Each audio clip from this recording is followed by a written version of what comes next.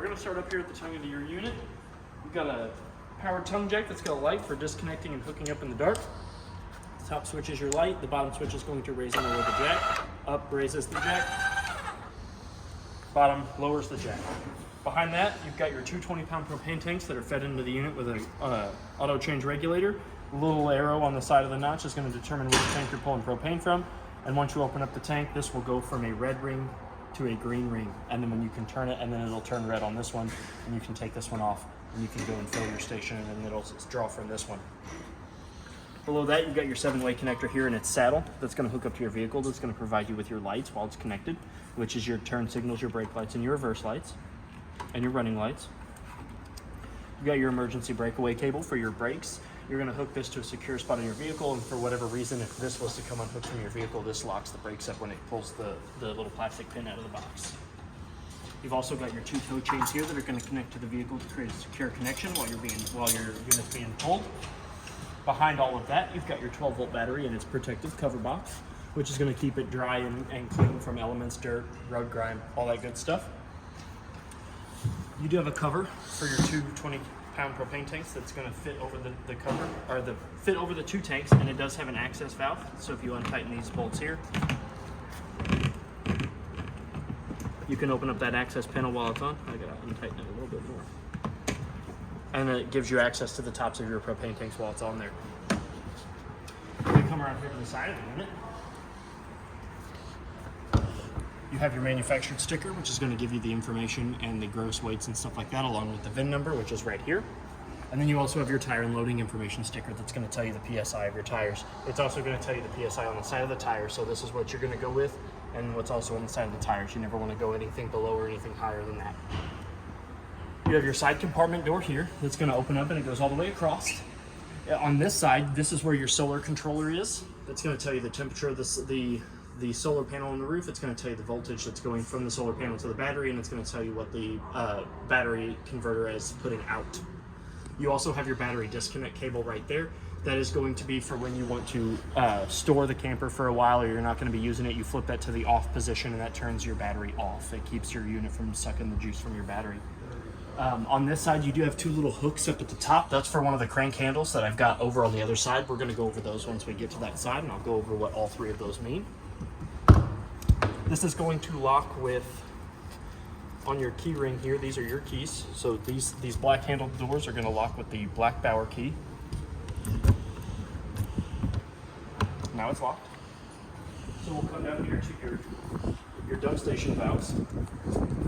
As you can see, they've got stickers on them that are going to kind of tell you what they do, but I'm going to go over them with you. So up underneath the radius metal here, you can see that. You do have your low water drain points, which are used for winterizing and de-winterizing of the unit. They're up under here. When the valve is in perpendicular position, they're closed. When you push them into the parallel position with the drain valve, they are going to open. I'm sorry, I didn't mean to push them. That's all right. So now we have your sewer connection. You're going to hook your hose up to this. The other end's going to go into the proper dump station. You've got your gray tank 1, which is going to be your bathroom. This is going to be your bathroom sink and your shower. It's in the closed position right now, and if you open it up, that's what it looks like when it's in the open position. This one here is going to be your galley. This one is going to be your kitchen sink. This is what it looks like when it's open. That's what it looks like when it's closed. This black handle here off to the side, that's your black tank. That's your bio waste. That's going to be your toilet. Right now it's in the open position. If we push it all the way up, then it's in the closed position. And you also have a cap that's going to fit over that. And it just sits on those 4 pegs and secures shut. You have your Suburban Insta-Heat hot water heater panel here. You've got your fuse up here. This is what you're gonna make sure that this is tight. You can just rotate it clockwise and it'll tighten it up. And this is your power switch. You've got O for off and I for ignition. If we flip that on, the panel on the inside of the unit will light up and it will tell us that it's powered up. I'm gonna go ahead and power it on so that way I can show you what it looks like when we get around to that. This is your pressure release valve here. You always wanna make sure that there's water in your tank before you go to light it. If I pull back on that handle, you'll see water kind of escaping from that. That means that there's enough water in the tank for us to light it. It does just close shut with the push of the door, and then the open is just a little button there and it swings open. This is your 50 amp power cord here. In order to unplug it from the unit, you're going to want to untighten this ring here, slide that ring all the way back against the 2 landing feet that are right there. You can give it a quarter of a turn and you can unplug it. To plug the unit back in, you push the plug in, it's going to line up with a little ball bearing in a groove. You push that in, you give it a quarter of a turn clockwise, and you make sure that this ring is tightened all the way back up against the unit. What this ring does is this creates a watertight and element-tight seal that's going to keep out all sites of water, bugs, dirt, all that stuff to make sure that you still have a secure connection. When your power cord isn't plugged into the unit, you want to make sure that this cap is down, and that's going to also keep all sorts of elements, bugs, dirts, and stuff like that out of your outlet while you're not being used. We've got a hole down here. There is a crank handle that I'm going to go over with you on the door side, and there's also one of these on the door side. This is where you're going to stick your manual crank handle that's going to push in and pull out your slides. The slide, yeah, slide on the opposite side. And then there's a hole on that side that's going to push this slide in and out. But this is there's a bolt in here that you'll meet up against with that jack, and then you'll be able to push in and retract your slide that's on the opposite side of the unit. So if we come back here, your tires, the lugs have been torqued to spec. They are at 100 foot-pounds, and the air in them has been checked at 80 psi. In between the two off-door wheels, up underneath, behind the suspension, I don't know if you can see that, but there's a valve back here. This is your fresh tank valve. It's very similar to the low water drain point valves. If it's in the perpendicular position, it's going to be closed. Once you pull it down to be in line with the valve, with the drain valve itself, it's going to open. This is going to drain your fresh tank for when you're ready to leave and ready to tow this thing. If we come in here, this is going to be your sticker that's going to show you your lug nut specifications. And then you're also going to have, you see the gray tank sticker down below that. You've got one other gray tank valve. That is going to be for your washer and dryer hookup. You do have a washer and dryer hookup in the master bedroom. But right now it's closed, so we're going to go ahead or it's open, so we're going to go ahead and close it. We're going to put the cap back on it. But this is where you're going to hook up your sewer connection hose to the dump station when you want to do your laundry.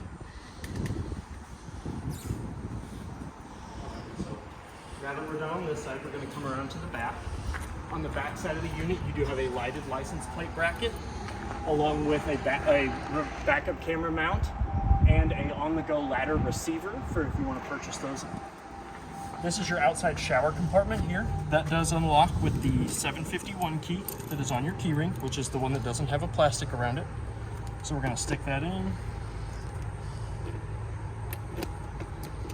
Your outside shower is going to open up. It is on a rather large hose that coils nicely around the hot water on the left and the cold water on the right. And it does have a shut-off valve here that will stop the water flow at the shower head, so that way you don't have to touch this if you're running the hot water. And it does sit nicely in here if you want to wash your feet, want to wash your dog, your kids, whatever else like that. And then when we're done using it, you can just coil the hose itself back up around the handles. We can close that up, and then you just lock it, and that stays nice and shut. Below that, we have our black tank flush valve. This is where you're going to hook a hose and regulator up. And you want to use this when your black tank is empty and the valve is open. And I really recommend a regulator on the end of your hose because you never know the amount of pressure that's coming out from the source. And what that regulator does is it makes it lowers that PSI to a degree to where it's not going to damage your lines and cause any busting or disconnecting or anything like that. So you take that hose and regulator, apply it to here. When you've got your black tank empty and open, water will go down to an aerator at the bottom of your black tank, spin that around, and it'll clean out the gunk and stuff that's caught up in the bottom of your black tank. This next one down here, this is your city water connection. This is where you're going to connect to that same hose and that same regulator, and it's going to allow you to get water to any one of your surfaces from the provided water service at your park or campground. You don't have to turn your water pump on, and you don't have to use any of the water in your fresh tank. Speaking of fresh tanks, this next one over here, this is your freshwater connection. This is where you're going to stick the same hose and regulator, and this is where you're going to fill your fresh tank at. You never want to leave this unattended while you're filling it for more than just a couple seconds, enough to go in, check the level, and then come back.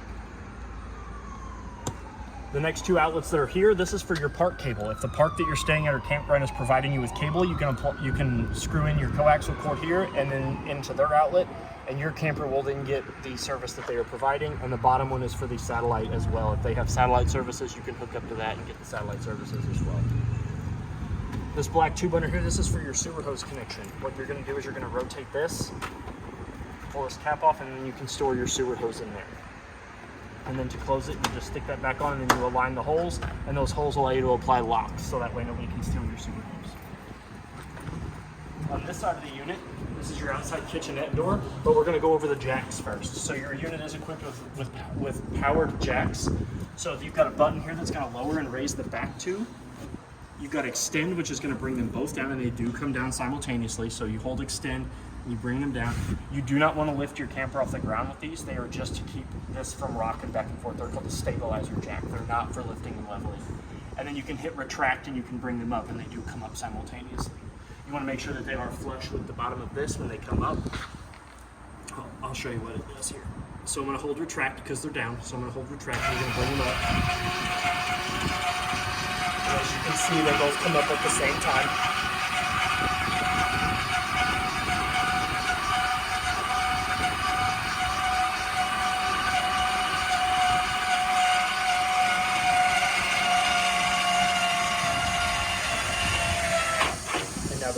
Now you're in travel position with the back jacks. There's a same button and the same style of jacks on the front of the unit as well. And we'll get to those when we get in there, when we get up there. So this is your outside kitchenette. It is held shut with 4 latches. So we're going to turn all these.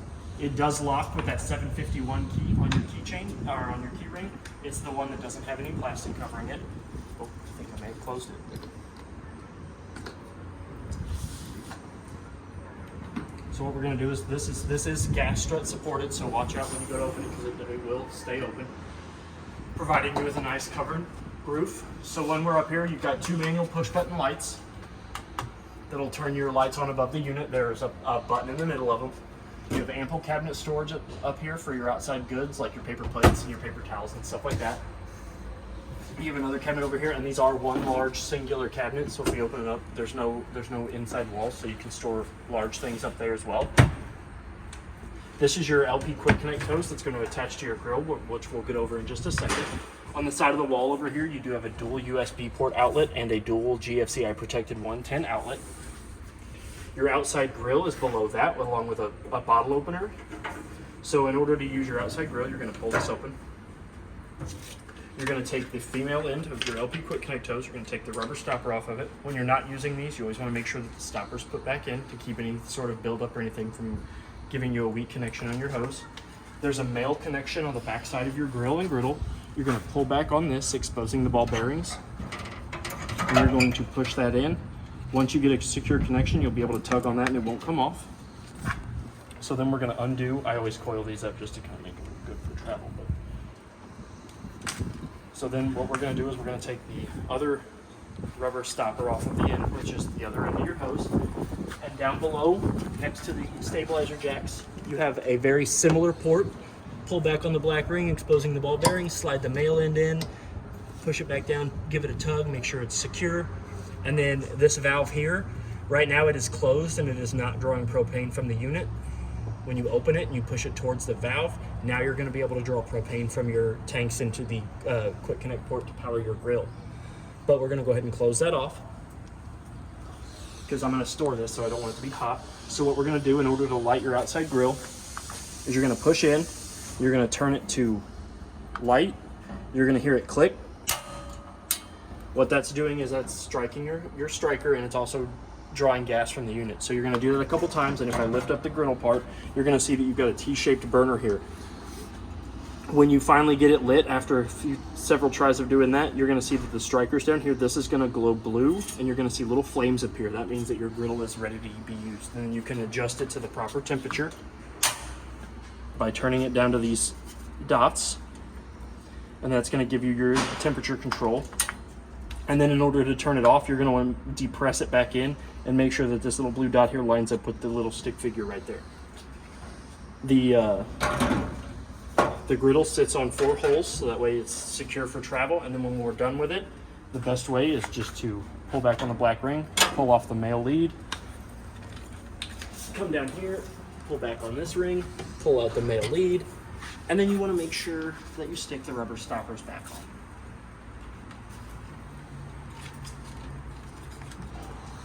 Then when you're done using it, after you've let it cool down a little bit, you can slide it back in, and then you can stick your hose anywhere. I like to stick it back here with the grill, so that way people know where it's at. That way you know where it's at when you come pick your unit up. And now we're done with that. You do have an outside sink that's got hot on the left and cold on the right, along with a stopper that will sit in and kind of It's got threads on both sides, so that way it'll thread in, and that way your water doesn't drain out if you don't need it to. And then you also have your 110 refrigerator, which is only going to work when it's plugged in. Your settings is up here. So basically, you've got off, and then you've got coldest. So right now, I've got it set to coldest because I was testing it, but I will make sure that that's turned off and closed, and now you're good to go. And that's all on your outside kitchenette. So I'm going to go ahead and turn these lights off. I'm going to go ahead and close this. And we can move on.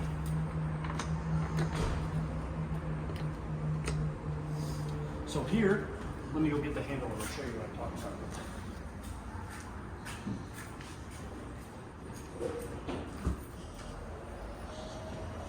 Yep.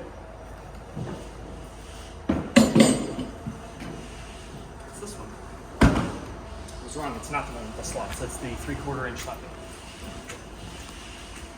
So if for whatever reason your slides aren't going in and out on their own with the motors, you can slide this in, and there's a black nut in there that you'll line this over, and you can crank this just like you would for your stabilizer jacks or whatever else, and this will retract and extend out your slides. And there's a hole on the opposite side of the unit for each slide. So the slide over there, this is the hole for that slide. The hole that we went over there, that's for this slide. So we'll work our way back up here. Your 2 tires over here. Oh, furnace, my bad. Furnace. So this is your furnace vent. This is important. The cold air goes in here, the hot air comes out of here. If you have any small children that are going to be playing around the outside of this thing in the wintertime when you're using, or if you're just going to be using it in general, try to keep them away from this because it does get hot enough to curl the hair on your arms if you're standing there close to it. Another good investment is a mud dauber screen. It's a little screened dome that goes over these. It's a $20 aftermarket part, or it's $140 some odd for us to go in there and fish those mud daubers out. So it's a really good investment to get because they love the smell of propane, and they'll build nests anywhere they can smell it. So the tires on this side have also been torqued to 100 foot-pounds, and the PSI in them has been checked at 80. On this side of the slide, you do have a 110 outlet down here that's GFCI protected, along with a coaxial port that's going to allow you to draw whatever TV services that are on the inside of your unit onto the outside. So if you want to sit out here and watch television, you can. You've got your entry steps in your door, which we'll go over in just a second. You do have a pet tag, or if your spouse is being unruly, you can chain them up out here, or your kids. And again, this is the hole for the slide on the opposite side. So this is what do not over tighten, manual crank handle to raise and lower tire. Oh, no, this one is not for the slide. This one is for the spare tire. So you'll take this one, slide it in here. And they all kind of have, this one has an instruction on the inside for what it's for. So you'll fit this over there, you'll crank this down, that's when it's going to loosen your spare tire. Same way that you would with your slides, it's very similar. You put this in there, you crank it down, and your spare tire that has been checked is also at 80 PSI, but it is underneath the front of the unit. There's your second button there for your front jacks. Again, it works just like the one in the back. Extend brings them down, retract brings them up. You do have 3 crank handles. You have this one here, which is for your, not only your spare tire, but for your slides as well. You have this little short guy here. This one is for your manual tongue jack. There's a little silicone stopper at the top that you'll pop this off. You'll sit this down in, and for whatever reason the motor in your tongue jack stops working, you can manually raise and lower your tongue jack just like that. So what this one does is this jack actually raises and lowers your stabilizer jacks if for whatever reason the motor's in the skin out. On the opposite side of the switch, they have a bolt that's got a little rod that runs through it that you'll feed onto this, and this is what is going to raise and lower your stabilizer jacks if for whatever reason they stop working. And you're going to use it just similar like you would these. You just slide it over, and you just crank them up and crank them down. I'm going to make sure before you come to pick this up, I'm going to make sure that these are secure back in the locations that they came out of. But if we look up on this side of the door, you've got a switch up on the very close. That's going to turn your cap lights on and off. Yep. Then you've got a manual light right there that's on it's a push button, so you can turn that off and on. And then next to that, you have a GFCI protected 110 outlet. So if you want to have any sort of like heaters or anything like TV going outside or whatever. You also have a laundry basket in here, which is detachable from the basket. This is in the master bedroom, so you can take this off if you want to go do your laundry. I'll show you what the cap looks like real too. There's 2 orange LED strips that run vertically up on each side of the cap. So we'll turn that off and I'll close the door. Again, these black locks lock with the black Bauer key on your keychain, which is this one right here. Now we'll go inside the unit and I'll show you all the stuff that's going on the inside. So we'll open the door first off. I'm going to show you how to use the entry steps first. So when you go to pull the entry steps down out of the unit, you want to make sure that the door is all the way open, or else you run the risk of the side catches doing damage to the side of your door. There is a provided handle, but I'm taller, so I like to grab the top of the steps. So when we're going to lock the steps into place, you're going to pull back on this blue L. That's going to release the lock, and then once you get them in position, you can let that go, and it will keep them from coming down. But when I made sure the door was all the way open, you want to make sure that this does not catch on any side of this, or else you run the risk of doing damage to your door. To lower the steps, you pull back on that bracket, and you can grab it at the handle or wherever feels comfortable for stability, and you just lower the stairs down. The most important part of the entryway steps is you want to make sure that this black plate here runs flush with the silver threshold of the door. And if for whatever reason you lower your steps and that is not flush with the silver threshold, you can come down to the bottom of the steps, and each side of the steps has a independent leg that can be adjusted with these 2 silver tabs here. This one is for this side and the other one is for this side, and they can adjust themselves independently from one another to adjust to any height to make sure that this gets flush with that silver threshold. There's like 16 to 18 points of articulation for these feet, so that way you can pretty much make it level no matter what sort of steep that you've parked on. You do have a handle that when in travel position, you want to make sure is up against the door like that when the door is closed. You just lift up on it and you can swing it out. And this is to get in or out of your unit a little easier.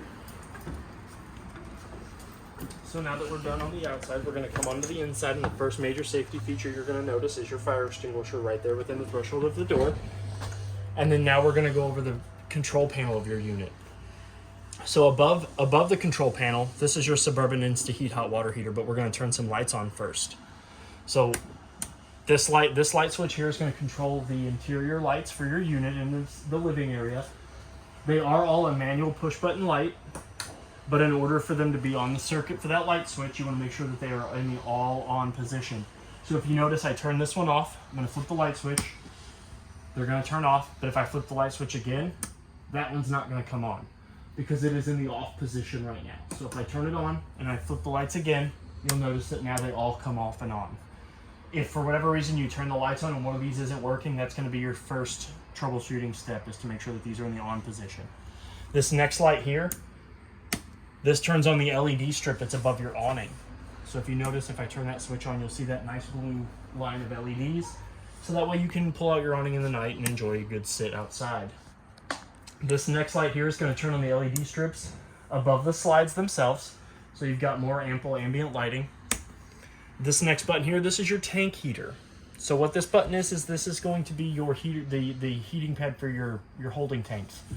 This is not a substitute for your hot water heater. This does not get your water super, super hot.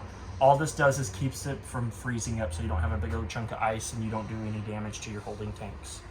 When it is activated, it does illuminate. This next button over here is your water pump. So if I press that, your water pump's engaging, and then it's going to pressurize the lines. As long as that red light is on, then your water pump is active and engaged. If I turn that back off, the light's going to go off and your water pump's no longer active. You've got your slide out buttons here and your slide out button here. And so if you notice there's an in and an out, we'll go ahead. Up above us, I'm gonna stop right here on the control panel so I can show you what these lights are all manual. And then there's one over there too, but we don't have to. There you go. Yeah, there you go. Now our control panel is a little illuminated. So you've got in at the top and out at the bottom. So if I press in on this one, your couch and sitting area are going to come in.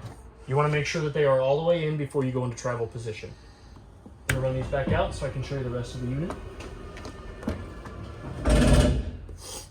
Then you've got this one.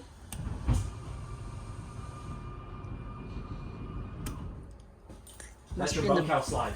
bunk room. That's going to be your sitting area and your couch that are in that slide. So I'm going to go ahead and run that back out.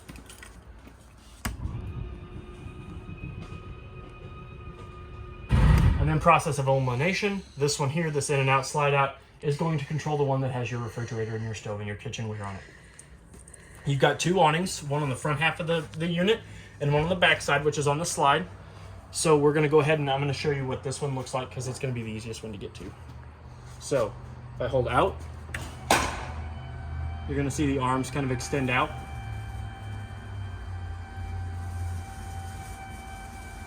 On that tube, I'm not going to go all the way out. I just wanted to show you what they look like. So if I step out here for a second, I'm going to show you. So you've got, your awning has two arms, here and here on both the front one and the back one. What this is when they're all the way extended, you can pivot this rod and you can tug down on it and it'll bend in the middle at that silver nut and bolt. And what that does is that creates a steeper pitch point for either the front side of the awning or the rear side of the awning, which is going to allow the water to either drain off the front, drain off the back, or you can do both of them and it'll create a steeper pitch on the whole awning and allow the water to run easily off the front. There is a skirt on the end of this tube.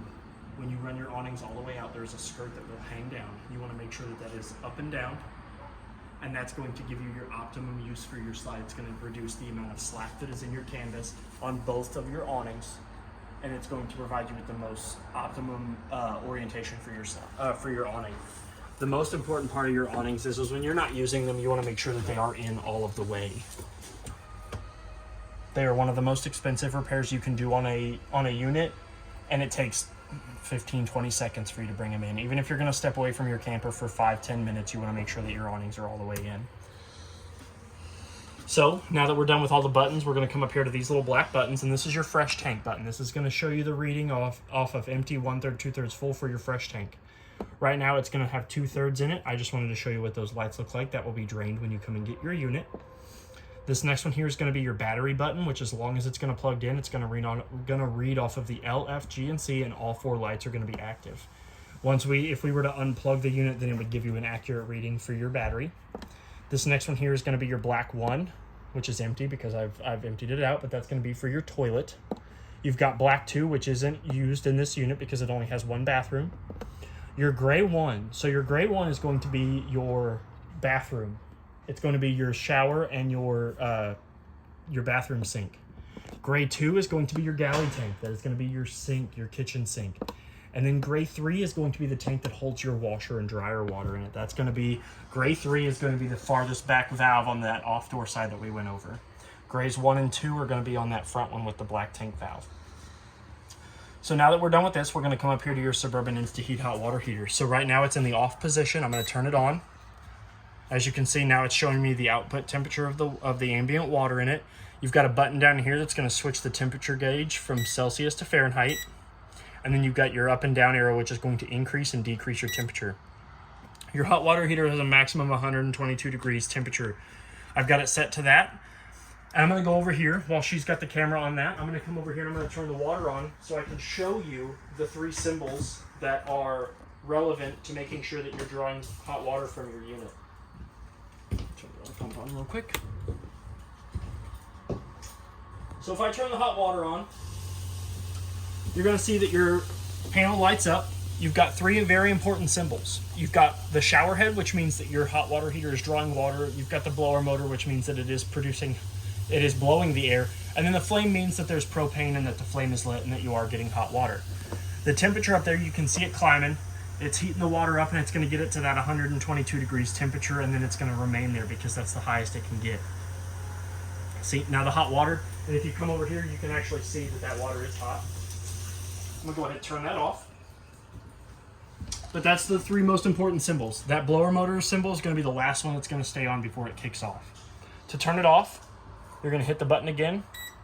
You're going to shut the unit down. All 3 of these lights are going to turn off except for that one, and it's going to show you the red LED on and off switch. To turn your hot water heater all the way off, you're going to then go back out to your hot water heater compartment and flip that switch from I to O, and then your hot water heater then will be off entirely. So now that we're done with the brains of the unit, we went over the safety feature and everything in the hallway. We're going to come here. This is your nice dual lounge. If I open it up, you've got dual USB ports in there for your guys' phone chargers. These do recline on the outside arms. If you reach down in here, you do have a black handle that you can pull. There's one on this side and there's one on the other side. If I pull this, they do recline. And then in order to get them back into sitting position, you just push down and they'll snap. The neat thing is on each one of the outer cup holders, they do have an LED. You just tap a couple times and they will turn off. I'm always bad about getting these to turn off and on. And there's one in each cup holder. There's one in each cup holder, and also when the cup holder is lit, the bottom of the chair lights up as well, so you can kind of see where you're going in the dark. Next, you have your dinette sitting, which this tabletop does come off. These poles do come out of their cups on the floor and on the bottom of the table, and you can turn this into an alternate sleeping area. This tabletop's going to rest here and here, and that one's not pushed back all the way. But it will create you a secondary sleeping quarter, or I guess a third sleeping quarters, and then these cushions will slide in, and then these back cushions will lay flat, and you'll have another sleeping area here. There is storage underneath each one of these booth-style seatings that you can access from either the front of the booth, or as you saw, I can lift this up, and these will come out, and then you can get to the storage that way. Above the dinette, you do have a push-button style light, and above the sitting area, you do have two more of those manual push-button lights. The shades on the two windows on either side are friction shades. They do go up and down, and they will stay where you put them. The two smaller windows, they do open. They do have pinch tabs that you will pinch towards the middle of the window frame, and then you'll be able to lift up on the screen and the window and be able to open and close your window.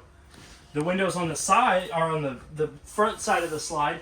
Their shades are pulled from the side, and they meet in the middle, so you can open and close each half of the window.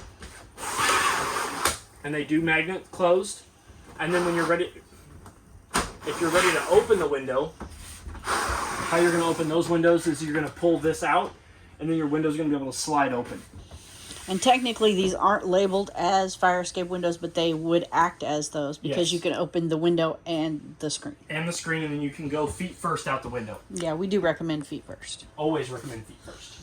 So back here, this is where you have ample china, like a china cabinet storage. Space up here for your dishes. More snacks. You've got counter space here, along with a 110 outlet and a King Wi-Fi wall mount, in case that's something you want to get later on. More storage here. And then underneath here is where your furnace is at. This is where most of the runoff from your furnace is going to come out of. Instead of the vents, it's going to come out there as well. So now we're going to come back in here into the bunk room. So if I flip this light here, again, these lights are also on that same circuit. They are all manual push buttons, so they need to be in the on position for them to turn off and on at that light switch. You've got a top bunk here along with a very similar window with a pull down shade, and that center knob right there is what you're going to pull out to open and close the window. You've got your TV entertainment system here with up underneath here is your coaxial port to provide the television back here with any sort of cable or satellite that you're getting into your unit, along with a dual port 110. You've got shelving space on either side. Got a nice deep drawer down here for jammies, clothes, throw pillows, whatever. And then you've got another shelf over here along with a 110 outlet and a dual USB port. You've got a furnace vent down here so that way your heat can come into this room here, along with AC loopers on the roof. You've got a nice window here with the same style pull-down shade. This one is a fire escape window, so you'll grab these two tabs here, lift up, and you'll be able to get out in case of emergencies from this window too. Again, I recommend going feet first. Over here, you have your nice sitting couch, which, if we remove these cushions, I'll stick them up here on the top bunk. This opens up into another sleeping quarters. So that way if you've got, a sleepover going on. So then what you're going to do is you're going to grab this black handle here. You're going to flip this out, which is going to pull the mattress down. And then you can put these back up as sort of sleeping pillows or whatever else you want. You can orientate that however you want. And then to turn it back into the couch, you just flip this back up and over. I kind of like to leave that tucked out so that you can get to it easily because these cushions are going to hide it.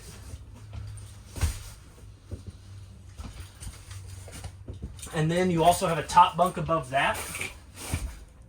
So if we pull back on these two rings here, while holding this up, because if you don't hold this up, it will fall.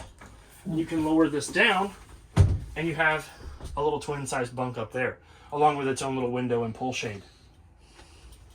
It does have a manual light on this side, so that way whoever's sleeping here or down here has light that they can do whatever they need to do by. And then in order to put this back up into the sitting quarters, you lift this up until you see the wall mounts for the little tabs. Push this rod back into that one, and then you do the same on this side.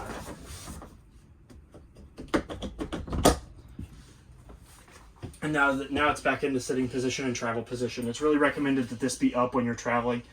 That way it keeps it from bouncing and stuff like that if you hit rocks and then doing damage to the supports. On the wall back here, you do have a little 110 outlet, so that way if you want to plug in a fan or anything back here, something like that, you have ample space to do so. You have your Coleman and Mach thermostat here, which is going to control the AC in the main portion of the unit. So if I press this button here to wake it up, it'll light up. Right now it's off, so if I click the center button again, I'm at mode select, which my modes are off, cool, and heat, and then it goes back to off. It cycles through those.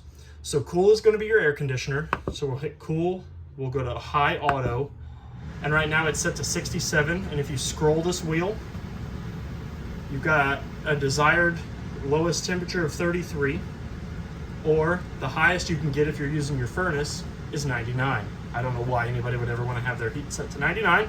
Or their AC to 33. Yeah, so I like to keep it at a good 65. So cool is your AC, and this is your mode select. So your mode selects on this are high auto, low auto, high, and low. And we recommend high auto for your AC. Yes, because that will kick it off and on, and I don't recommend anything going into low, because you run the risk of your AC freezing up if you leave it into low. What the neat part about these Coleman Mach thermostats is they've got cool and heat. So you can set that to, say we want to do cool heat to 65. I set it to cool heat 65. It won't let it get below 65, and it won't let it get above 65, which is a really neat feature, and I really wish that more homes came with that instead. So we also have your refrigerator here, your Furion. To open the freezer, you're going to lift up. There's a little handle in there. You'll hear it. You'll pull back, and that's how you're going to open up your freezer. Ample storage for popsicles, ice creams, all the good stuff. Your frozen little margarita bags. Woo. Oh, yeah. Love those things. Below your refrigerator, same way. You'll push down on the little handle, which will unlock the lock, and then you can open it up. You've got your temperature control gauge right there. It is in the off position. I turned it off after I checked it, just like I did the one outside. It does work. It does get down to, I think I had it at like -2. You've got a 110 outlet down below on this side of the wall. You've got your Furion glass turntable style microwave, just like your standard microwave at your home. It's got all the same functions and features. You've got ample storage down here. 3 drawers, pretty deep drawers. This is your owner's bag. This is going to have all the extended manufacturer warranty, all the user's manuals, all the installation guides, all the good stuff like that in it, along with your 2 remotes. You've got your television remote and your fireplace remote. See, as you can see, it's got all your good stuff in it. It's got your hardware for your outside grill. It's got all your extended warranty stuff, like your manufacturer warranty paperwork, all the books, all the guides, all that good jazz. Your appliance sheet that's going to have serial numbers and all that stuff for all of the appliances in here, so that way, if for whatever reason you would need those, you have instant access to those. So, you got your fireplace remote here, which is going to power the secondary heating source, which is your fireplace, which is right here. You've got your power button, which is going to turn it off and on, the red power button. You've got your temperature button here, which is going to cycle through your temperatures. You've got your timer button, which is going to cycle through the different times. It starts at 30 minutes and then goes to an hour all the way up to 5 hours. It'll shut off and turn on every increment of those. You've got your light button here, which will dictate the brightness of the lights and cycle through the RGB colors of the rocks. As you can see, you've got 4 settings. And then this one here changes the color of the flames behind the rocks. So you can kind of have that match whatever mood you're feeling. And then you'll turn it off again with this red button. That does provide a source of heat, and once you are using it for heat and you turn it off, the heating element will turn off and the blower will remain. What it's doing is it's pushing all the extra hot air out of the element and it's going into its cool down cycle. It will shut off about 30 seconds afterwards. So that remote goes in here. This is the TV remote for your Android powered television. It's going to have Hey Google, it's going to have all that good stuff. It gets all the apps. So if you want to hook up to a Wi-Fi hotspot, or you end up getting internet, you can get Amazon, Hulu, Netflix, Disney Plus, Paramount, all that good stuff. All the good stuff that the kids, grandkids, whoever else is going to be watching TV likes. If you're one of those kind of people. 2 more ample drawer spaces down below. Storage underneath the sink. Copious amounts of storage underneath the sink. Large cabinet space underneath here for all your paper towels and stuff. This panel right here is protecting the drain lines and the water lines from your sink into your sink. You've got your Furion vent fan up here for your stovetop. You got a light button, this light bulb. Fan is the fan button. To get to the filter and change that out, you just pull this down, and then your filter's up behind that. Your light's also up behind that. This is your Furion stove. This glass does get hot, but you cannot cook on it. Do not try to cook on this because it will not. It does transfer heat, but not enough to boil water. So in order to use your stove, you fold back the backsplash. Now your stove is ready to be used. To light your stove, you're going to make sure that this button is on. That's going to illuminate your 5 dials. This is your striker, and these are your burners, and this is your oven control. We're going to go over these 3 here, which is going to use these 4. So we're going to turn this burner on here. So I'm going to push in. The light's going to dim to a purple. We're going to turn it. It's going to turn red. We're going to make sure that the little arrow matches the flame, and we're going to light the striker. As you can see, blue flames come out of the burner. I'm going to hold this for about 3 to 5 seconds. I'm going to let go, and then I can adjust my temperature. If you don't hold it for that 3 to 5 seconds, you run the risk of that burner not lighting or it going back out. Same goes for these 3. Now we're going to come down and we're going to light the oven. So I'm going to hit this switch from the top 1 line to the bottom 2, which is going to illuminate the same knobs and illuminate your oven.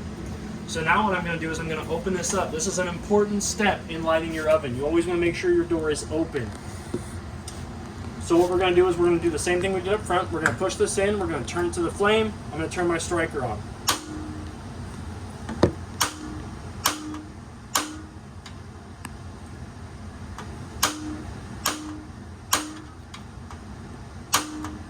What I'm doing now is I'm attempting to light the pilot light.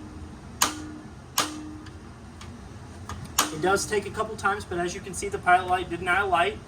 And once you hold it there for about 3 to 5 seconds, you can let go of the knob. You can let it come back out, and then you can adjust the temperature. I'm going to set it to 400, and you're going to watch the burner underneath the oven light on both sides. And then now you know that your oven is lit, and you can adjust it to the proper temperature, and you can proceed to use your oven. To turn it off, you just turn the knob till the knob turns blue again. We didn't have it lit for that often, so I'm going to go ahead and close it. But it's a good practice, a good habit that if you've used your oven for a while, when you go to close it, leave it about there. Let the heat kind of come out of it for a while, and let the excess gas come out, and then you can close your oven back up. So we're going to turn the switch back off, showing us that we're not drawing propane. And I'm going to show you the secret broiler. It's just a drawer. Woo! So you can put all your pots and pans and stuff in there, and they're going to be close to your oven. And the same thing for the top. Don't put this down until you make sure this is cool. Yes. You never want to put this down when you've just freshly used these. But we didn't have it lit all that long. I'm going to let this sit until the end of the video, and then I will lower it.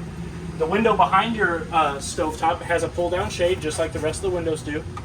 And you can open it up by pulling on this center tab, and you can lift those out. And that's how all of the windows with this center tab work. You just pull out on it, it's spring-loaded.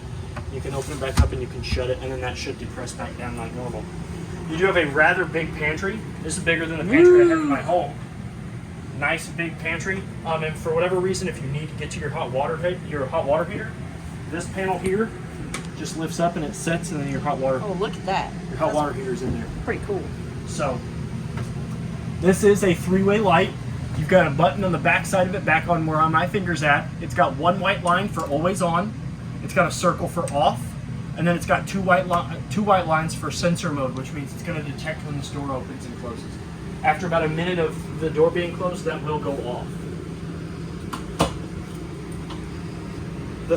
The second out of the 3 most important safety features is on this side of the island, which is your LP and carbon monoxide detector. This one solid green light means that the unit is not this unit is not picking up any loose carbon monoxide or any loose propane. That's where you want it to be. And I always recommend this. It says every 90 days, but if you're going to be using this thing every weekend, check it every weekend. It's easy to do. It's quick to test. It's quick to test this. You just hit this button until it beeps. You make sure that green light comes on at the end. And your smoke detector is the same way, which is up above the bunkhouse door. You want to make sure that that's tested every 90 days. I just recommend doing it every time you're going to use the camper. I mean, as somebody that was in a house fire, I could not stress to you enough. Make sure that those work. Make sure that those work. The last thing in the kitchen we're going to go over, besides the light switch, is your sink. So your knob up here has 2 dots, a red dot and a blue dot. If we push it all the way forward, that's how you're going to get your hot water to your unit. If we bring it up, cold water. To draw the water, we pull it outward. I turn the water pump up, that's why there's not a lot of water coming out. But that's how you draw water from your unit. Your sink is nice big stainless steel, and it does have your standard sink stopper in it, just like the ones at your home does. And it comes with a rack that you can extend that's going to cover half, that's going to act as a drying rack, a rinse rack, whatever else it is you want to use it for. You got a light switch here that's going to illuminate the island.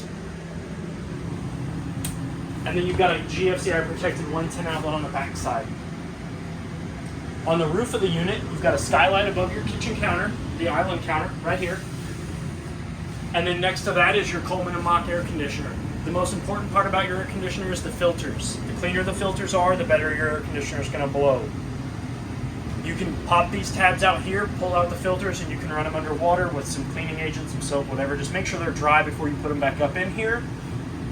And that's a good habit to also get into. Just kind of do it once every time you go out, and your air conditioner is going to work. Unless you don't use it, then you can kind of slow down that process. But still make sure they're clean, because this is what's sucking the air up, making it cold, and pushing it back out with these filters. So just make sure that they're clean and they're nice. You've got omnidirectional vents here.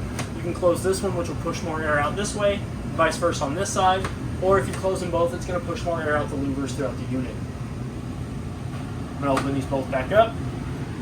We went over your TV, we went over the fireplace, we're going to go over the stereo. So in order to turn your stereo on, you're going to hit the power button in the center. It's going to greet you. Oh, I turned it off again. So it's gonna boot up. It's in radio position now. As you can see, I've got zone 2 working, which is outside speakers. So if I hit zone 1, it's gonna show us that zone 1 and 2 are working. That's the inside speakers and the outside speakers. I can turn zone 2 off, and we're just gonna get inside speakers.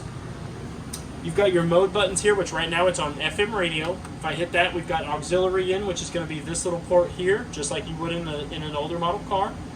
You've got your other mode, which is TV, which you can hook up to the TV, so that way you can get surround sound in your unit. You've got DVD. If you want to hook it up through this port here to a DVD player, you can get surround sound from an external media source. You've got Bluetooth, which is your phone or any other sort of other Bluetooth connected device. And you've got your radio. Then you've also got your tuning buttons, your reverse, your forward, your play pause button, and then you've got your volume and your mute. So if you need to mute real quick, you can hit this and it'll shut the sound off but keep the volume at the same level. And then we've got your power button here, which we can turn the unit off. It'll tell us goodbye. Then below that, you have 2 furnace vents along with your circuit board and your fuse panel. They're all labeled. The one that you're most commonly going to be looking at is your GFI. If for whatever reason your GFCI protected outlets aren't working, you come in here and make sure this isn't tripped. Your fuse panel has little LEDs that run down each one of these fuses. If for whatever reason one was to blow, that LED light comes on and tells you which one exactly it is to change. So it's kind of nice. And then it just closes at the push of a button. So now that we're done in the front room, we're going to come into the bathroom. I'm going to open the door up. The light switch is on this side of the wall here, which is going to power on the 1 and 2 manual lights, one above the toilet and one above the sink. Your sink here has, you lift up to draw water, and it's all the way to the left is hot, all the way to the right is cold. It does have a stopper in it that just fits in there, just a friction stopper up above the sink. You've got medicine cabinet space along with a ticket holder that I didn't install because it's user's preference. I want to make sure you knew where your tickets were going when you needed them. You've got a GFCI protected 110 outlet here on the wall, so you can plug in any sort of hair blow dryers, curling irons, straight irons, whatever else is your shavers. Down below here, you've got staging. Your toilet is a porcelain 2-valve toilet. If I come in here, I'm going to show you how it operates real quick. There's no water running, but if I put my foot halfway down, water's going to run and it's going to come out of each one of these holes and just fill the bowl. If I floor it, all the risky business that is in the toilet along with all the water that is filled up goes into your black tank. Where it belongs. Where it belongs.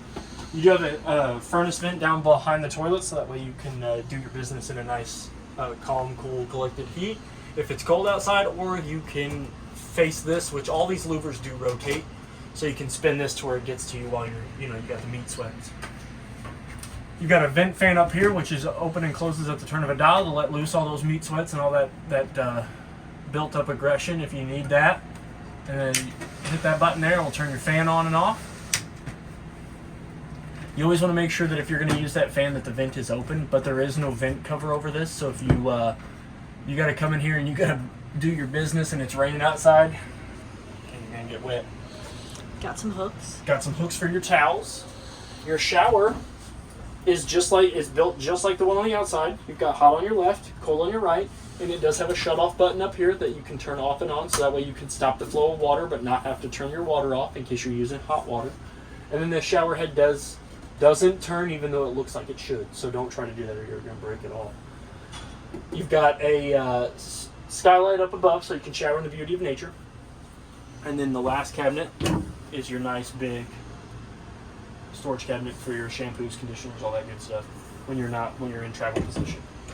And then your shower curtain, your shower Yes. door thing, curtain. Yeah. So It's very fancy. I'm gonna get in this because I need to get better at learning how to open these things from the inside. All right. So, as you can see, it's got a handle and like a little notch. That's gonna fit into the side of the wall here. So what you're gonna do, and it is tough. I mean, it is spring loaded. So you're gonna pull this all the way over, and you're gonna lock that into place. In order to open it from the outside, you're gonna push in on that handle. But in order to open it from the inside, which is most commonly going to be where you're going to need it, you're going to Pull it toward you. Towards you. Hey, Trey. Hey. And then it'll spring nicely into the rolled tube that's on the side. And that's nice. That's a tight, nice shower curtain. I like it. So now that we're done in here, I'm going to turn this light off. We're going to close this door and we're going to get into the master bedroom. All right. Pardon me, sir. You do have hooks here for storage for coats and all that good stuff. This magnet strip here is the cinch that's going to allow this door to close. So if we undo the travel lock, you can see behind the travel lock you've got a magnet. I'll close this door real fast, show you how it works. Goodbye. Goodbye. It is on a track. Hello. It is on a track up here with the wheels, so it is on you can, if you ever need to mess with that, you'll know how to do that. It's your travel lock. Always recommend this in the locked position when you're traveling, or else not, your door's going to keep opening and closing and slamming and opening and closing. So you do have a light that's going to turn on the 4 lights in your bedroom, which are all powered by this switch. But again, if you want to, you can turn these off. And I'll just do it with the one. So, but if I turn all this lights off, they all go off. And if I flip it back on, only the ones that are in the on position are going to turn on. That switch next above it is your versatile bed. So if we hold up, it's going to lift the head portion of the mattress up. It's going to push it inward, and then that way you can be in a sitting position. If you're using the VersaTilt bed, you cannot have the weight of a human being on this bed. It will bind up the motors, and you'll end up burning those motors up. You have to have people off of the bed in order for that to work. So that's in sitting position. This is also the recommended travel position. If we lift up on the bed, you've got storage that goes into your side compartments outside, along with some personal effect storage here, along with the access to the totes for your shoes, your blankets, your throw pillows, and all the like. So I lower this back down. On either side of the bed, you have mirrored compartments. So the ones on that side are going to be similar to the ones on this side. You open them up. They're going to have a rod there for hanging clothes if you're bringing formals and stuff with you, if you don't like your clothes wrinkled. And along the back wall, you have a dual USB port and a 110 outlet, along with a little cutout, so that way when the bed is in laying position, you can reach to that compartment, so you can plug in your CPAP machine, you can plug in your phone charger, an alarm clock, whatever it is that you're needing to plug in. Below that, you also have a pull drawer storage. This is where I would keep my bedtime snacks. The only thing that that side of the bed does not have that this one has is access to the laundry chute.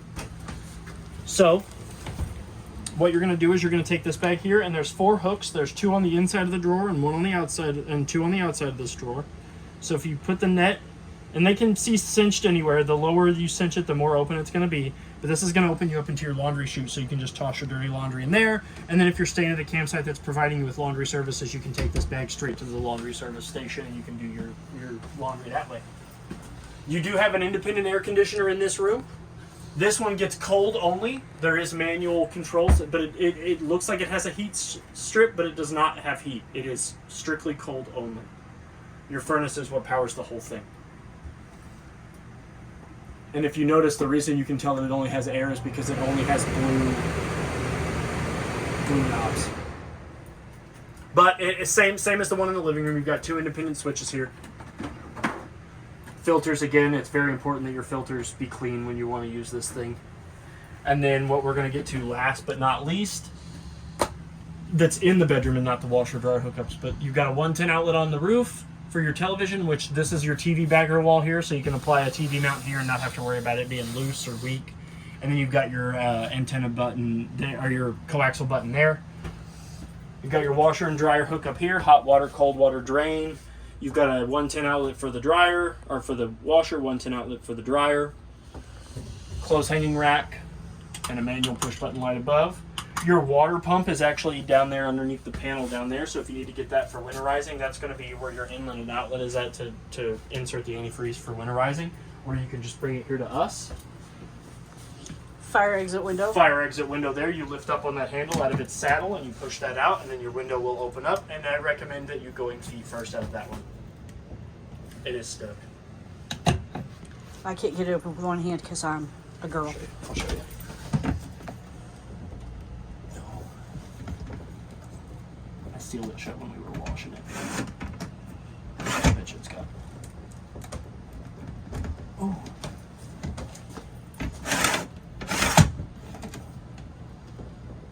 Oh, it's pressurized. It does open. I opened it when right before I washed the unit. Your window on this side, pull down shade. Window opens the same way as the windows in the side unit. Lift up on this, the whole window can come up.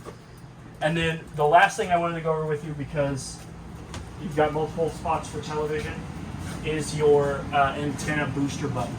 So if I undo the travel lock for your television, which is on this side underneath this, if I push down, undo the travel lock on your TV mount. When we slide your TV out, there's a 110 outlet here to plug your TV and mixed media devices into, and then up above here is your cable and satellite coaxial port and your antenna coaxial port.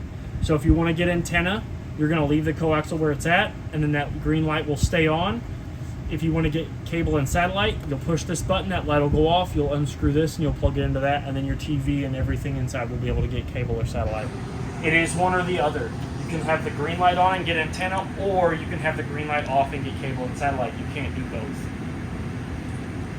Then in order to lock your television back up, you make sure that your TV and its mount are pressed firmly up against as far as they will go. There is a lock on it, on the mount itself, and this keeps the TV from sliding around. I left the foam arms on it so that way the travel lock didn't do any damage to the sides of the television. And then you take that in and you just clasp it in, and that keeps your TV in the travel position for you. I think that's everything. Oh, one last USB outlet and 110 outlet there, so you can plug in any sort of, lights, decorations, whatever else you want to put there. My name is Trey here at Parkland RV. If you have any other questions or concerns, please feel free to reach out to us here. Happy camping and good luck. Thank you.